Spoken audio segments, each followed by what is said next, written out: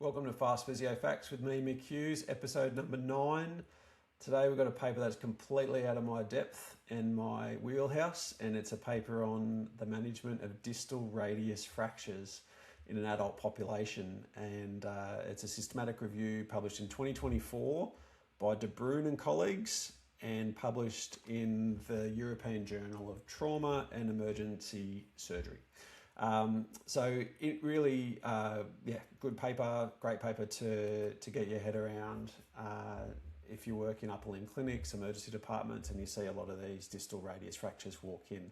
Because the knock-on effect of immobilisation, as we know, is, yes, the bone will heal, of course, but if we have a patient immobilised for too long, we can have a serious knock-on effect to function, quality of life, grip strength, joint stiffness. Lots of outcome measures can be, can play out, and poor outcomes can play out if we immobilise for too long and unnecessarily. So, this is a pretty cool paper to try to figure out what would be the most minimum time frame, what would be the expectation there of spending in a cast, is there any benefit to going longer? So, cool. We'll get stuck into it. So this was a systematic review. They looked at shorter versus longer periods of immobilisation for adults with distal radius fractures treated conservatively, and they included 16 studies with a total of 1,120 patients. Across these studies, there were 205 males, 860 females, and there was a small group, about 50, that their sex wasn't clearly identified in the reporting. Importantly, the review included a mix of both non or minimally displaced fractures and displaced fractures that had been reduced. And that distinction between the two is really important. So once again, we have a group that were non or minimally displaced radius fractures, distal radius fractures, or we have a group that had displacement, but that displaced fracture had been reduced. So in broad terms, the systematic review looked at comparing shorter periods of time, so usually 3 weeks or less in this systematic review, with longer periods of times, which in this case, the line in the sand was drawn at 3 weeks. So we had a group shorter mobilisation, usually less than 3 weeks, and a longer group more than 3 weeks. And the outcomes they looked at across the board were pain, grip strength, range of motion, patient-reported function, and radiological outcomes. So what was the key findings and the headline results? And that was 14 of the 16 papers showed and supported a shorter immobilisation period. In many cases, the shorter immobilisation period led to equal or better outcomes for function, grip strength, range of motion, and sometimes pain as well. Radiological outcomes were usually not worse, although a few studies did favour longer immobilisation periods, especially in those that had a displaced fracture that were then reduced. So here's the important clinical findings here.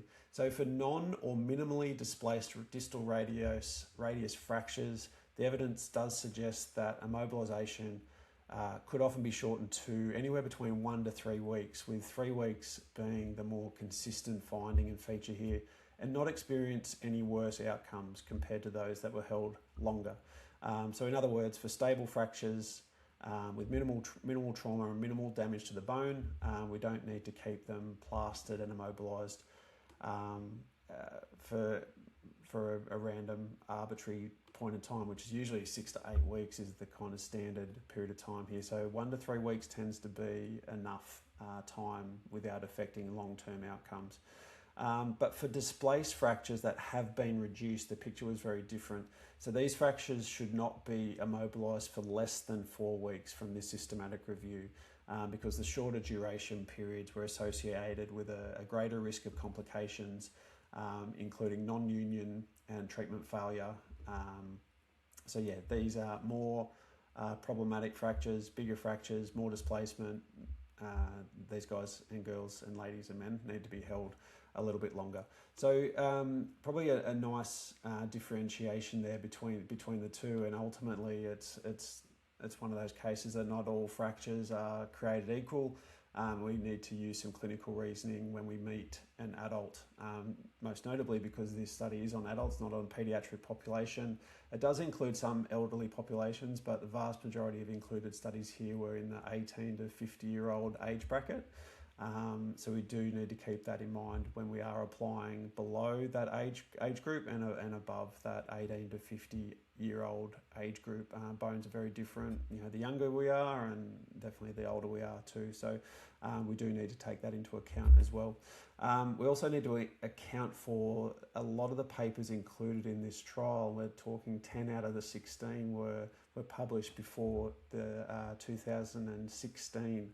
So quite older papers, but there's been certainly a resurgence in recent years where they're looking to find out more about immobilisation periods. So that also needs to be considered here when we look at that. But there have been 6 included studies that were of more recent time, so 2018 to 2026. So yeah, in a nutshell, great systematic review with some really clinically relevant findings. Big takeaway here that certainly stable fractures and minimally displaced fractures can have a shorter period of time, and those that have got some displacement and need reduction, they need to have at least 4 weeks in their cast or their sling or their brace or whatever they're being immobilised. They need to be immobilised for a lot longer than our more stable and minimally displaced ones that can have as little as 1, but generally up to about 3 weeks of immobilisation before we get them moving again. So yeah, there you have it. The paper to this, the link to the full text paper here is available underneath this video. And would love your thoughts, reviews, comments, whatever you'd like to send my way. I'd always willing to and keen for feedback as to how these reviews are sitting with you. If I need more detail, if I need less detail, yeah, give it to me. I'm a big boy with thick skin, so feel free to give me your worst. As always, thanks for watching these Fast Physio Facts. I hope you enjoyed this summary. I hope you find the free text paper useful. And as always, tell your friends, and yeah, stay tuned for the next episode of Fast Physio Facts coming to you next time. All right, until then, have a great day.